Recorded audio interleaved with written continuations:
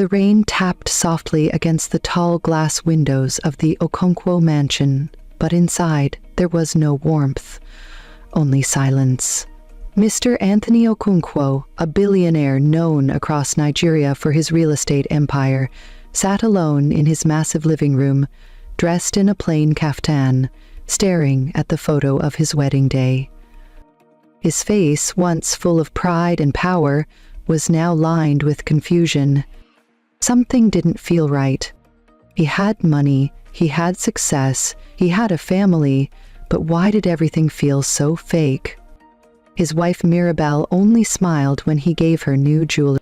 His daughter Lisa only called him daddy when she needed money for trips abroad. His son Toby barely spoke unless it was about the family business. But tonight, something cracked. Anthony had just returned from the hospital. The doctor had confirmed he was perfectly healthy, but during the checkup, he overheard something that broke his spirit. In the hospital hallway, Mirabelle had been laughing on a phone call. She didn't know he was behind the curtain when she said, "If this man dies now, Hen, I swear my real life will start." His heart sank. He stood frozen, his legs weak. He had to know the truth. Later that night, as thunder rumbled outside, Anthony called his trusted driver and old friend Matthew. "Matt," he said slowly, "I want you to help me fake my death." Matthew's eyes widened. "Sir!" Anthony leaned forward. "I want to know who my family really is. I want to know if they cry for me or celebrate when I'm gone." Matthew scratched his head. "Olga, this one you're saying, it's not small matter." "I know," Anthony said, his voice trembling, "but I'd rather die a fake death than keep living a fake life." The next morning, Anthony visited his personal doctor, Dr. Lawalol, who had once saved his life from a heart attack years ago. "I need your help to pull this off," Anthony whispered. The doctor looked at him for a long time, then nodded slowly. "People don't show you who they are until they think you're no longer watching." And just like that, the plan began. By the end of the week, the news had spread like wildfire. Billionaire Anthony Okonkwo is dead. The cause? Sudden cardiac arrest.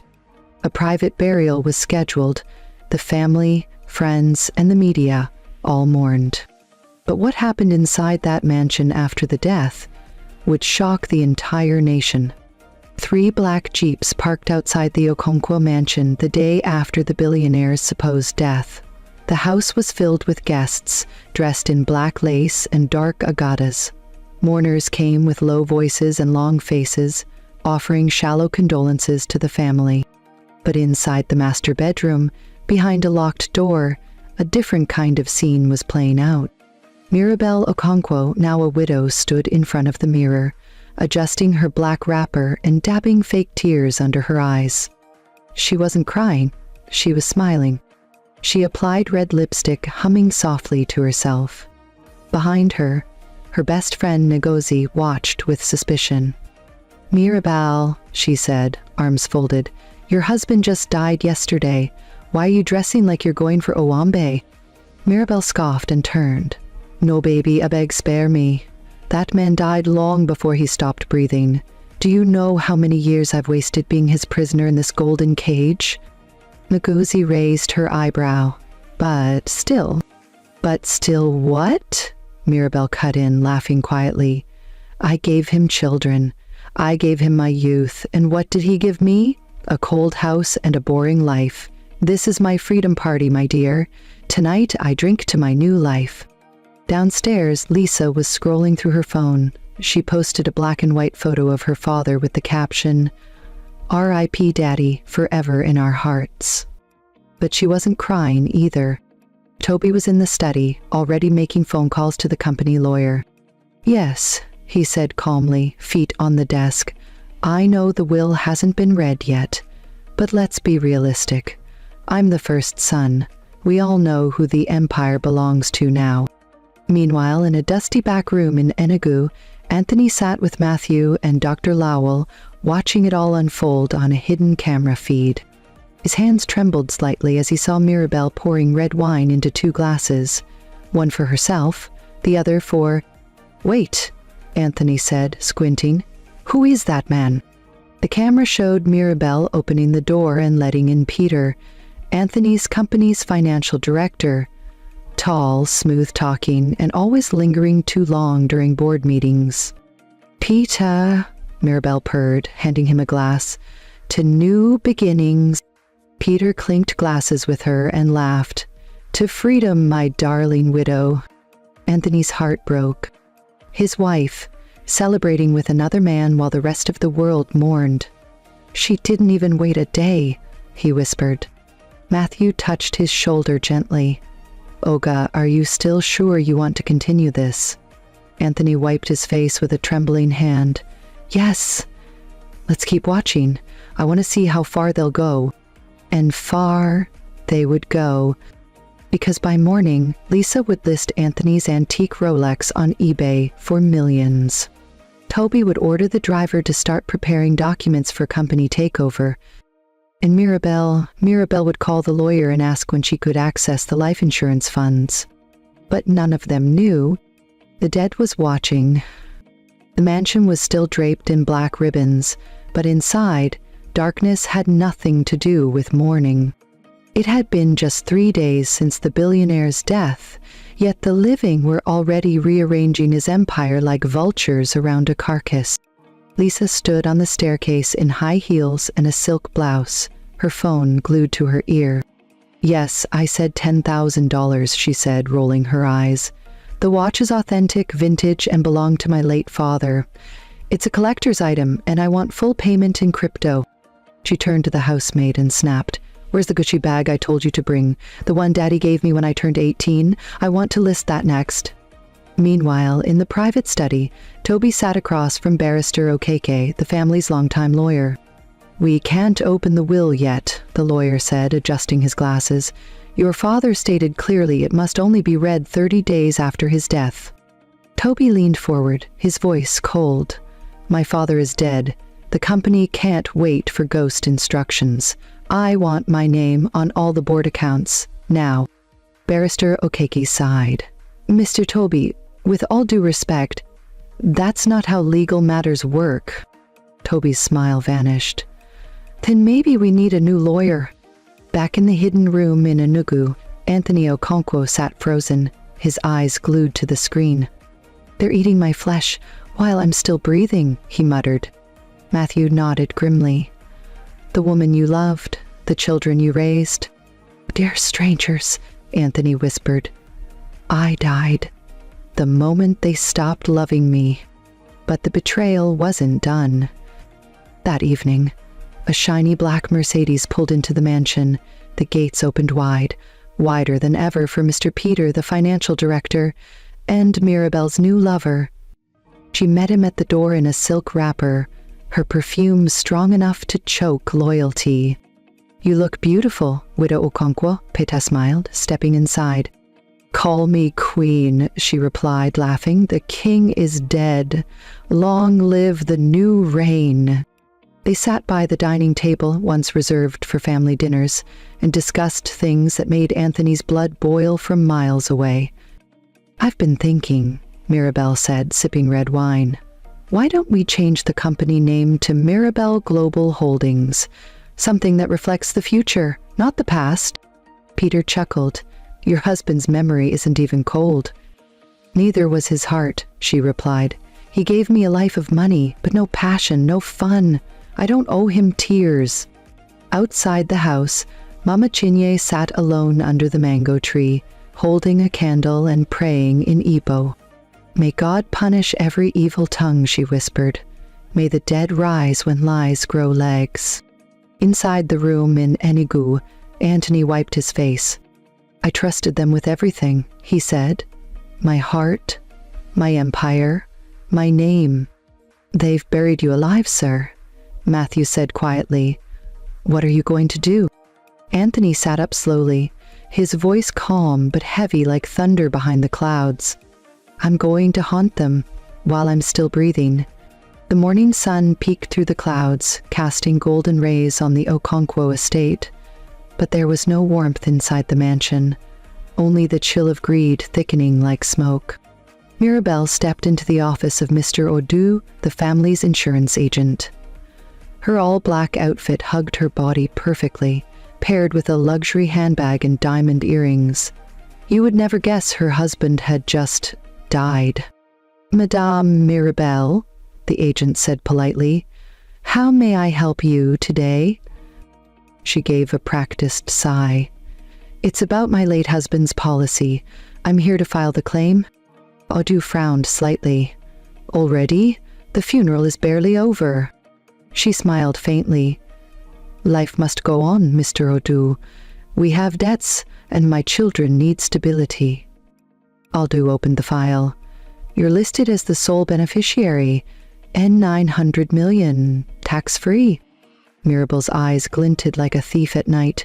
"When can it be processed?" "In 3 weeks," he said. "Standard verification protocol." She forced a smile. "Fine, I'll wait. Just don't keep me longer than necessary." But outside the office, a small hidden camera, installed by Anthony weeks before, caught every word. Back in Enugu, Anthony stared at the footage, his lips tightening. "So my death is worth 900 million to her?" Matthew leaned forward. "Oga, she was never your wife, just a well-dressed vulture." That night, Lisa hosted a private dinner with her influencer friends. Candles flickered on the marble table, and laughter echoed through the house. "I swear," Lisa said, sipping champagne, "this man dying was the best thing that happened to me." Her friend gasped. "Lisa!" She giggled. "I mean it. I was living in a cage before, no late nights, no Dubai trips. Now, I do whatever I want." "And the money?" her friend whispered. "Plenty," Lisa smirked. "Daddy left so much behind. It's like winning a jackpot. And the will hasn't even been read." But something unexpected happened that night. As Lisa opened her father's old study to take a selfie, wearing his wristwatch and sitting in his leather chair, she knocked over a hidden drawer. A small black recorder rolled out. She picked it up, confused, and pressed play. "This is Anthony Okonkwo. If you're hearing this, I'm not dead. I'm watching. And everything you've done, I've recorded." Lisa froze. Her hand shook, her face drained of color. "Back in Enugu," Anthony smiled darkly. "Let the fear begin." The next morning, Lisa rushed into her mother's room. "Mom," she cried, "we have a problem." Mirabelle was applying red lipstick. "What is it now?" Lisa threw the recorder on the bed. "Dad's not dead. He's alive. He's testing us." Mirabelle picked it up, pressed play, and listened. Her hand tightened around the recorder. "No," she whispered. "This can't be." Just then, her phone buzzed. Unknown number. "Hello, Mrs. Okonkwo. I believe you're trying to access your husband's life insurance. There's been a hold placed on the file by Mr. Anthony Okonkwo himself." Mirabelle dropped the phone. Lisa gasped. Toby ran in from the hallway. "What's happening?" Mirabelle's lips trembled. "He's alive." The living room of the Okonkwo mansion was crowded that Sunday afternoon. Friends, relatives, church elders, and neighbors had gathered for a prayer memorial. Candles lined the walls. A large portrait of Anthony sat on a white draped table with a giant ribbon that read, "Gone too soon." Soft gospel music played in the background as people whispered and nodded solemnly. Mirabelle stood at the front, dressed like a saint in her black lace, gently dabbing her eyes with a white handkerchief. Lisa wore oversized sunglasses and chewed gum. Toby paced near the window, pretending to receive calls. A pastor cleared his throat and lifted a Bible. "Let us begin this service by remembering the life of our beloved brother Anthony." Suddenly, the door creaked open. A gust of wind blew through the room, making some candles flicker. Everyone turned. Standing at the door was a man in white kaftan. Calm, tall, alive. It was Anthony. Gasps filled the room.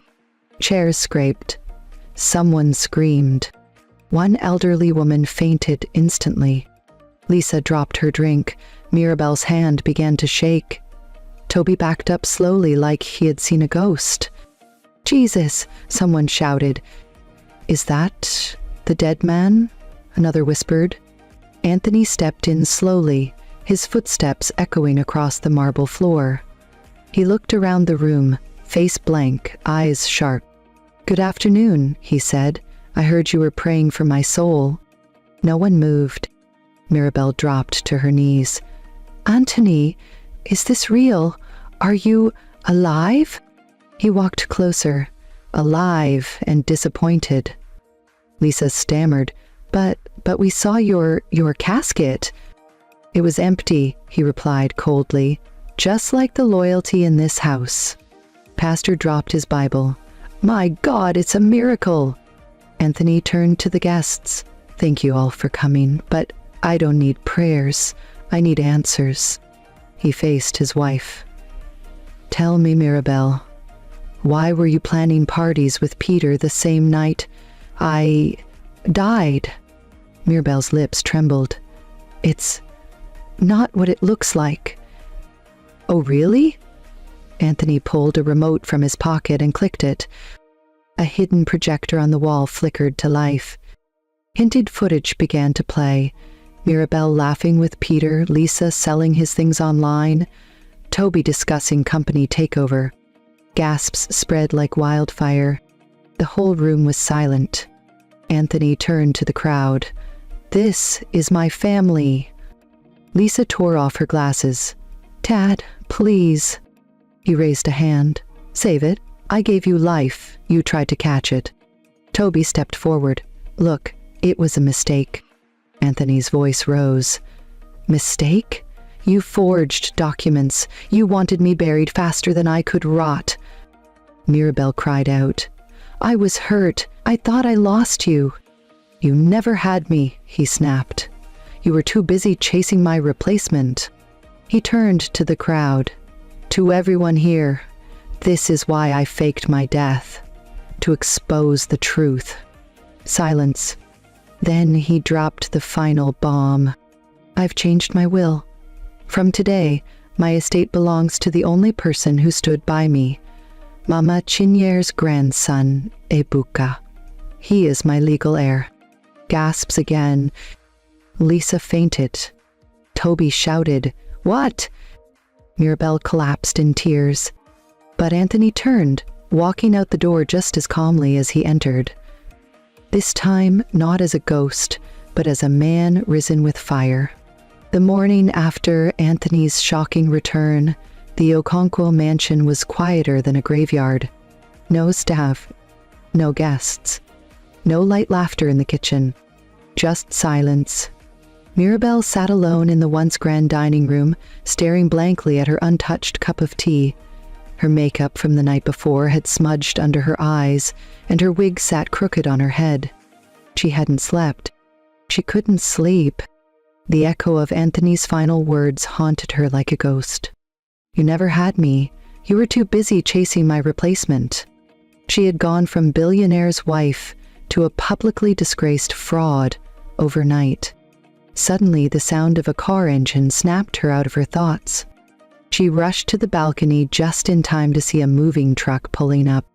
"Eviction order, court approved," was printed boldly on the side. A man in uniform stepped out, holding papers. "Are you Mrs. Mirabel Okonkwo?" "Yes," she said slowly. "You have 2 hours to pack. This house now legally belongs to Ebuka Okonkwo." Mirabel's legs buckled. She grabbed the rail to steady herself. "No, this is a mistake. This can't be happening." But it was. Inside, Lisa was crying in her room, makeup running down her cheeks. "First he fakes his death, now he gives everything to some village boy?" she screamed. "How can Daddy do this to us?" Toby barged in, holding his phone. "All our accounts are frozen. He blocked the cards. We have nothing." Lisa's jaw dropped. "You're lying. Check your balance," Toby snapped. She did. In 47.2. Just then, 2 men walked in to begin removing furniture. "Please don't touch that," Lisa begged, clinging to the Italian dresser. "That's all I have left." "Madame," one worker said, "we're just doing our job."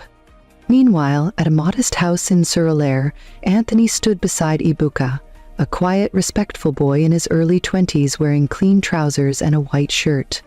"Sir, I don't understand," Ibuka said softly. "Why me?" Anthony looked at him with tired eyes and a kind smile. "Because you're the only one who gave love without price." Ibuka's eyes welled up. "I only cleaned your shoes."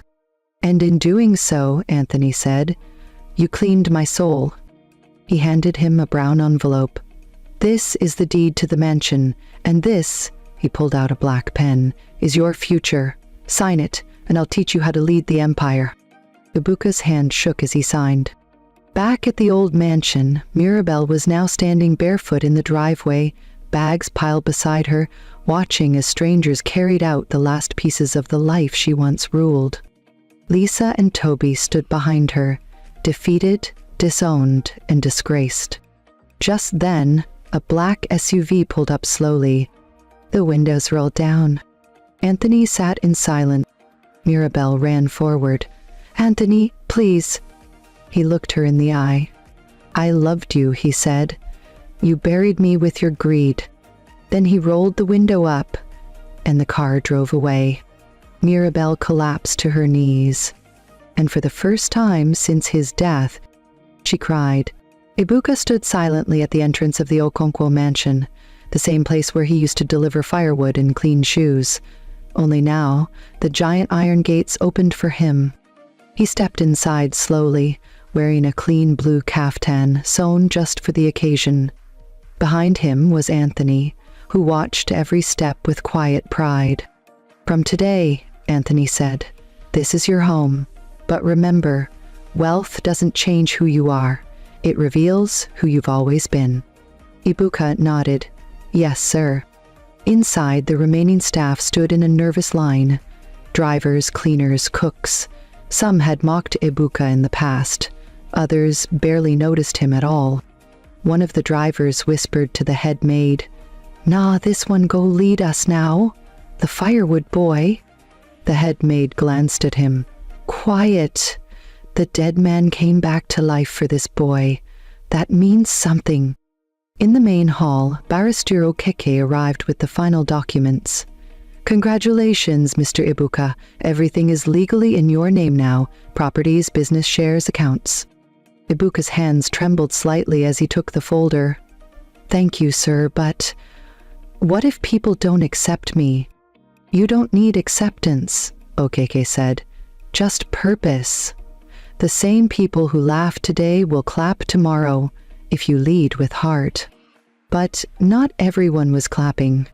At a nearby hotel, Mirabelle, now stripped of all titles, sat with Lisa and Toby, drinking sachet water. "I still don't believe it," Lisa muttered. "That boy? That Bush boy?" Toby slammed the table. "This is madness. He doesn't have a degree. He doesn't have class." Mirabelle's face darkened. "He doesn't deserve our life. And if Anthony thinks this is over, he's wrong." Back at the mansion, Ibuka took a slow walk through the rooms. Each space whispered memories, some beautiful, others heavy with betrayal. He paused at the dining table and sat in Anthony's old chair. The leather creaked softly beneath him. Mama Chinière, his grandmother, walked in with tears in her eyes. "I used to clean this floor," she whispered. Ibuka stood and held her hand. "Now you'll walk on it like royalty." Anthony watched from the balcony, a faint smile on his face. But downstairs, whispers were growing. Some board members of the Okonkwo group had gathered for an emergency meeting. "This village boy cannot lead us," one said. "We've built this empire with experience, not pity," another snapped. "He's just a phase. We wait for him to fail." But Anthony had already seen it coming. He sent a message to the board. Iba will attend the next meeting, and he will speak. If any man tries to stop him, he's free to walk. Permanently.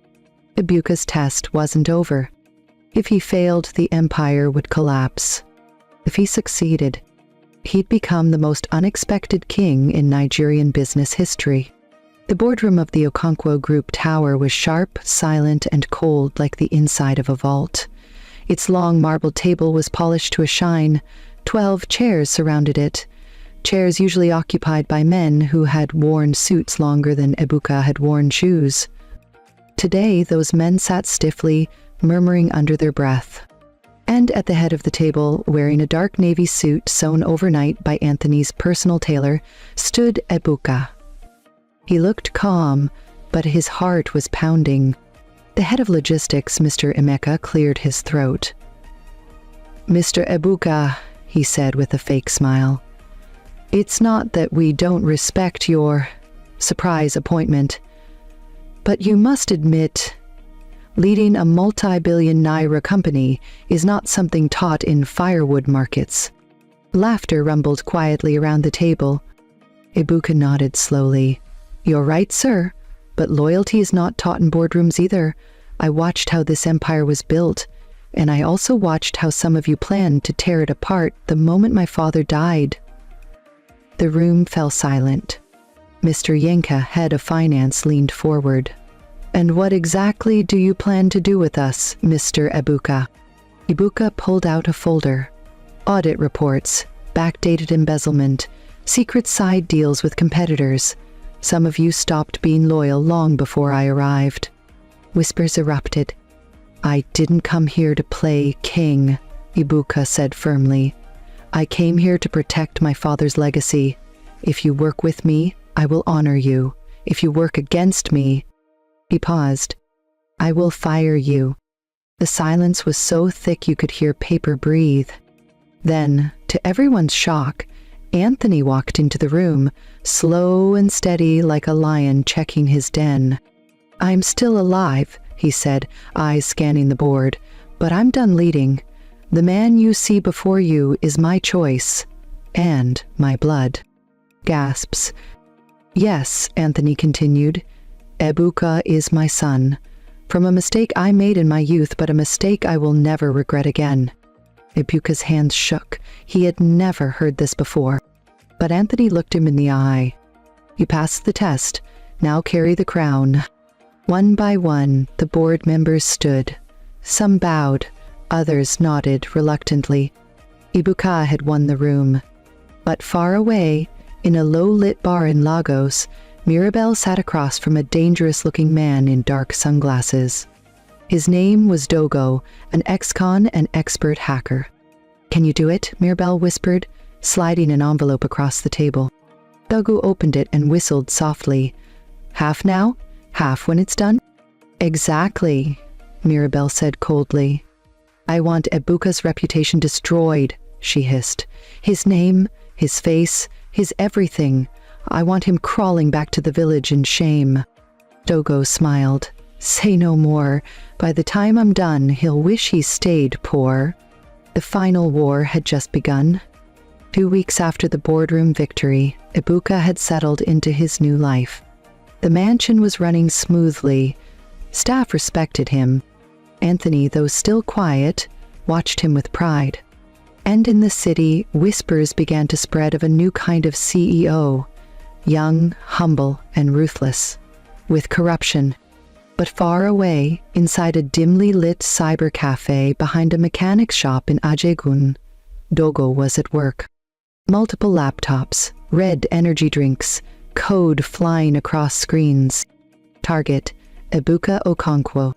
He hacked into the company's old servers, replaced Ebuka's profile image with one of him washing cars. He forged emails, doctoring a message that made it look like Ebuka had asked for bribes to win a contract. He spread these across fake news blogs.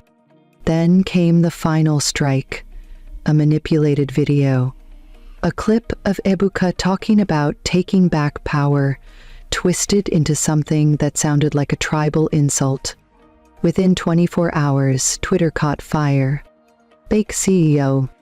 Fire Ibuka. Ukangu corruption. Social media exploded. News stations picked up the story. Ebuka Okonkwo under fire for bribery allegations. Protesters began to gather outside the Okonkwo Group HQ. Inside the boardroom, the same men who had clapped weeks earlier now shouted, "Sir, we must suspend him immediately. This scandal could destroy our stocks." One director slammed his fist. "Anthony, this is why we said he wasn't ready." Anthony stood silently as the voices rose. Then he turned to Ibuka. "Speak." Ibuka stood. His face was pale, his hands trembled, but his voice? Steady. "I did not write those emails. I did not take bribes. I've never insulted any tribe." Silence. "I was poor, yes. I was unknown. But I've never been fake." He turned to a young IT officer standing by the projector. "Can you trace the origin of the leaks?" The officer nodded. "We tried earlier but were blocked. However, I installed a tracer. We found the IP address." He clicked. A map popped up. Location: a small bar in Lagos. Registered owner, Mirabel Okonkwo. Gasps. Anthony's face tightened. Mirabel. Ibuka closed his eyes. His own stepmother, his father's wife, was behind the attack. Later that night, back at the mansion, Ibuka sat alone in the garden. The lights of the house shimmered behind him, but he felt cold. Anthony approached, placing a hand on his shoulder. "You handled that like a king," he said. "I'm tired," Ibuka whispered. "I know, but real leaders don't rise by applause, they rise by fire." Ibuka nodded slowly. "Then let the fire keep burning." Meanwhile, across town, Mirabel received a call. "Hello?" she answered. Anthony's voice, cold, clear. "You failed." She froze. "I warned you once," he continued. "Now it's over. Legally, socially, publicly, you no longer exist in our story." Click. Mirabel stared at her phone, and for the first time, no plan came to mind, just fear. The day of the press conference arrived. The Okonkwo Group auditorium was packed with journalists, investors, and employees, everyone waiting to hear whether Ibuka would step down or fight back. Cameras flashed. Social media streamed it live, scandal-ridden CEO to address the nation. Ibuka walked onto the stage, dressed in a simple black kaftan, no tie, no designer shoes, just truth in his eyes. He stood behind the podium. The room was silent. He took a breath. "I was born in a one-room, face me, I face you, in Aba. My mother sold okpa. My father, I never knew." He paused. "My first job in the Okonkwo family was to clean shoes. I was invisible. I was mocked. But I learned. I listened. And I stayed loyal." The crowd leaned in. "So when lies began to spread about me, emails I never wrote, words I never said, I wasn't surprised. I've been lied about before. What surprised me was who was behind it." He turned and nodded at a staff member. The screen behind him lit up. A full investigative video played, tracing the forged documents and videos to Mirabel's bar. It showed Dogo accepting payment. It showed the real, unedited footage of Ibuka's speech. Gasps filled the room. "And now," Ibuka said, voice strong, "let the truth speak louder than noise." Another screen played a clip of Anthony, recorded just hours before. "I built this empire with my hands," Anthony said. "But my family betrayed me. Only one person stood beside me, not for money, but for love. I name him my son, not just in will, but in heart. He is not a mistake. He is my legacy." The screen faded. The room erupted in applause. Some cried. Journalists jumped to their feet. Tweets flooded the internet. "Ibuka clear, truth wins." From shoe cleaner to CEO, the nation's new hero, Anthony Okonkwo admits secret son. Hands empire to Ibuka. Outside, crowds gathered, cheering, dancing, shouting his name. Ibuka. Later that night, Ibuka stood at the balcony of the mansion. Below, lights glowed across the city he once walked through barefoot. Anthony joined him, a proud smile on his face. "You did what I couldn't," he said. "You earned it all without losing yourself." Ibuka turned slowly. "But I still lost people. Your wife, your children. They hate me." Anthony nodded. "Then let them. Some crowns are built from loss." Silence fell between them. "Will they ever come back?" Ibuka asked. Anthony's voice was firm. "The ones meant for you will find you. The rest are chapters you've already read." The wind blew softly. In a small hotel across town, Mirabelle watched the press conference on a cracked phone, sitting on the edge of a stained mattress. Alone, forgotten, powerless. She threw the phone across the room and screamed into the empty night. But no one answered. Back at the mansion, Ibuka stood tall under the stars. The poor boy they had once insulted was now the king they couldn't reach.